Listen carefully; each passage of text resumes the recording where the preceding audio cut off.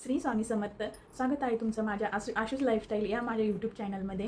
आज मी तुम्हाला सांगणार आहे गुरुचरित्राचा 14वा अध्याय आणि गुरुचरित्राचा 18वा अध्याय. या दोन अध्यायाबद्दल मी तुम्हाला सांगणार आहे आणि खरंच हे दोन अध्याय न गुरुचरित्राचे गेहरूमणी मांडलेले आहे. आता गुरुचरित्राचा 14वा अध्याय आणि 18वा अध्याय वाचायचा म्हणजे गुरुचरित्र वाचायचं नाही का, असं नाही. गुरुचरित्राचा आपल्याला 14वा अध्याय आणि 18वा अध्याय वाचायचा असला तरीही आपल्याला गुरुचरित्राचं पारायण करायचंच आहे. फक्त हे असं आहे की आपण गुरुचरित्राचं पारायण रोज करू शकत नाही किंवा प्रत्येक महिन्याला करणं शक्य होत नाही. त्यामुळे आपण गुरुचरित्राचा 14वा अध्याय आणि 18वा अध्याय वाचायचा आहे. गुरुचरित्राच्या प्रत्येक अध्यायाची फलश्रुती ही वेगवेगळी आहे आणि त्यामुळेच मग आपल्याला नित्यसेवेमध्ये किंवा तुम्ही संकल्पयुक्त करू शकता किंवा मग आपण रोज, जरी तुमच्याकडून रोज नाही झालं तरी तुम्ही गुरुवारी गुरुचरित्राचा 14वा अध्याय आणि 18वा अध्यायाचे पठण नक्की करा. खरंच याचे खूप म्हणजे खूप असे सांगण्यासारखे अनुभव आहेत. 14वा अध्याय आणि 18वा अध्याय वाचल्याने काय झाले, काय काय करू शकते हे या आपण सांगू शकत नाही. गुरुचरित्र खरंच हा 5वा वेद मानलेला आहे आणि गुरुचरित्राचा 14वा अध्याय आणि 18वा अध्याय हे गेहरूमणी मांडलेले आहे. गुरुचरित्राचा 14वा अध्याय पठण का करायचं? आपल्यावरती संकट येऊ नये, दुःख येऊ नये, आपलं रक्षण व्हावं यासाठी आपल्याला गुरुचरित्राचा 14वा अध्याय पठण करायचा आहे. आपल्या मनातील सर्व इच्छा पूर्ण व्हाव्यात किंवा मग आपल्यावरती शत्रूचा वार होऊ नये यासाठी, आपले रक्षण व्हावे यासाठी आपल्याला गुरुचरित्राचा 14वा अध्याय पठण करायचा आहे.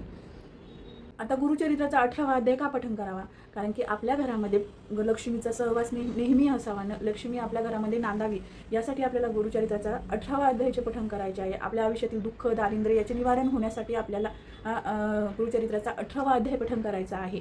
आणि आपल्या घरामध्ये भरभराट व्हावी, आपला धंदा असू द्या, नोकरी असू द्या, याच्यामध्ये आपल्याला उत्कृष्ट होऊन पुढे जाता यावी यासाठी आपल्याला गुरुचरित्राचा 18वा अध्याय पठण करायचे आहे. आपले भाग्य बदलावे यासाठी आपल्याला भाग्य बदलून आपल्याला लाभ व्हावा यासाठी आपल्याला नोकरी, धंदा वगैरे या गोष्टीमध्ये आपण पुढे जावे यासाठी आपल्याला गुरुचरित्राचे पठण करायचे आहे. गुरुचरित्राचा 18वा अध्यायाचे पठण करायचे आहे. आपली आर्थिक परिस्थिती सुधारावी, आर्थिक लाभ व्हावा, आपल्याला नोकरी, धंदा याच्यामध्ये यश मिळावे, याच्यामध्ये आपण उत्कृष्ट व्हावे यासाठी आपल्याला 18वा अध्याय पठण करायचं आहे. आपली कर्जमुक्ती व्हावी, आपली आर्थिक परिस्थिती सुधारावी यासाठी आपल्याला. याचा अर्थ असा नाही की आपण 3-3, 4-4 तास ग्रंथ वाचत बसायचं आणि आपल्याला पैसे भेटतील, आपल्याला यश भेटलं असं नाही. आपल्याला कामही तेवढंच करायचं आहे, आपल्याला कष्टही तेवढेच करायचे आहे आणि कष्टासोबत आपल्याला म्हणतात ना ते 99% हार्डवर्क 1% लक, तसं आपल्याला गुरुचरित्राचं आहे. आपल्याला गुरुचरित्राचा 14वा आणि 18वा अध्याय वाचायचा आहे आणि कष्ट केल्याशिवाय पर्याय नाही. कष्ट करायचेच आहे पण त्यासोबत आपल्याला गुरूंचीही साथ हवी आहे. यासाठी आपल्याला गुरुचरित्राचं पारायण करायचं आहे. ज्यांचं दुकान आहे, नोकरी आहे किंवा मग नोकरीच्या ठिकाणी, तर आपण नोकरीच्या ठिकाणी म्हणू शकत नाही, पण ज्यांचं दुकान आहे, धंदा आहे वगैरे, त्यांनी तिथे गुरुचरित्राचा 14वा आणि 18वा अध्याय वाचा. खरं सांगते, खूप फायदा होतो, खूप लाभ भेटतो. गुरुचरित्राचा 14वा आणि 18वा अध्याय कोण पठण करू शकतो? गुरुचरित्राचा 14वा आणि 18वा अध्याय कोणीही पठण करू शकतो. गुरुचरित्र पारायणचे आपण 14वा आणि 18वा अध्याय वाचणारे. मग याचे काही नियम, याचेही नियम आहेत. ते अगदी छोटे छोटे नियम आहेत, ते मी तुम्हाला सांगणार आहे. जास्त आपण नित्यसेवेसारखे आहे, जास्त नियम नाही आहे, थोडेसेच आहे, छोटे छोटे आहे, ते आपण करू शकतो. आता गुरुचरित्राच्या आपण 14वा आणि 18वा अध्याय पठण करणार. तर ते कधी करायचं? तुम्ही दिवसभरात ते कधीही करू शकता. फक्त प्रदोष काळात आपण गुरुचरित्र पारायण करत नाही, त्यामुळे त्यावेळेस करायचं नाही. आणि आपण दुपारी 12 ते 12:30 या दरम्यान आपल्याला पारायण करायचं नाही, कारण की ते दत्त महाराजांच्या भिक्षेचा वेळ असतो, त्यामुळे त्या वेळेमध्ये आपल्याला गुरुचरित्राचं पारायण करायचं नाही. आता तुम्हाला सांगते, आपल्याला नित्यसेवेमध्ये करायचं का संकल्पयुक्त करायचं? तुम्ही संकल्पयुक्त पण करू शकता आणि नित्यसेवेमध्ये पण करू शकता. आता ज्यांना 12वा आणि 8वा गुरु आहे त्यांनी नक्की आपले हे गुरुचरित्राचा 14वा आणि 18वा अध्यायाचे पठण करा. कारण की गुरुची कृपा आपल्यावरती, गुरुचा पाठिंबा असला ना की आपले कुठलेच कामं अशक्य होत नाही, सर्व कामं शक्य होतील. मला संकल्पयुक्त करायचं असेल तर 6 महिने, कोणी 6 महिन्याचं करतं, कोणी 3 महिन्याचं करतं, कोणी 41 दिवसाचं करतं, कोणी 51 दिवसांचा करतं. तर 6 महिन्याचा जर तुम्हाला संकल्पयुक्त कडक मांसाहार आपल्याला बंद करावं लागतं.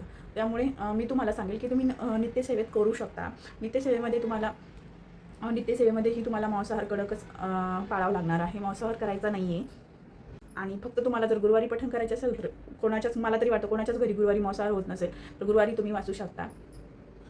आणि हो, 14वा आणि 18वा अध्याय पठण करत असताना काळं वस्त्र आपल्याला घालायची नाही आहे. कारण की मी तर म्हणते नित्यसेवा करत असताना, महाराजांची कुठलीही सेवा करत असताना तुम्ही काळं वस्त्र घालू नका.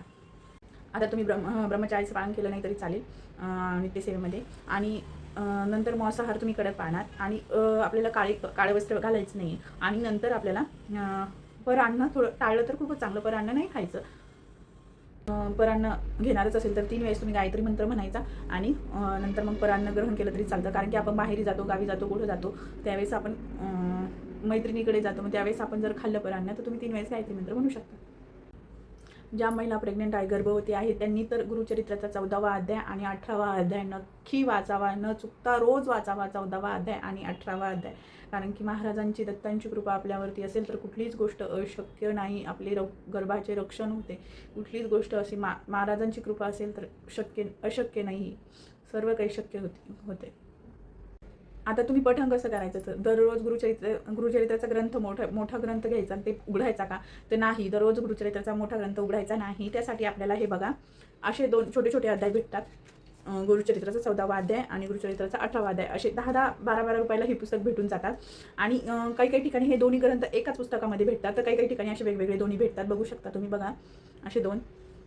आणि मग आपल्याला हे आपण घेऊ शकतो कुठल्याही धार्मिक दुकानात वगैरे, याच्यामध्ये केंद्रामध्ये, किंवा मग तुम्ही ऑनलाईन पण ऑर्डर करू शकता श्री गुरुपीठ ॲपवरून. आपल्या घोर कष्ट म्हणजेच आपल्याला घोर कष्ट स्रोत वाचायचा आहे. आणि आपल्या आयुष्यातील संकट, दुःख, दारिद्र्य हे निर्वाह करण्यासाठी आपल्याला हे घोर कष्ट वाचायचं आहे. ते अगदी तुम्ही 40 सेकंदात ते 50 सेकंद, 1 मिनिटाच्या आत तुम्ही ते वाचणं होते तुमचं. हे बघू शकता तुम्ही, एकच पेज आहे, एकच सिंगल पेज आहे.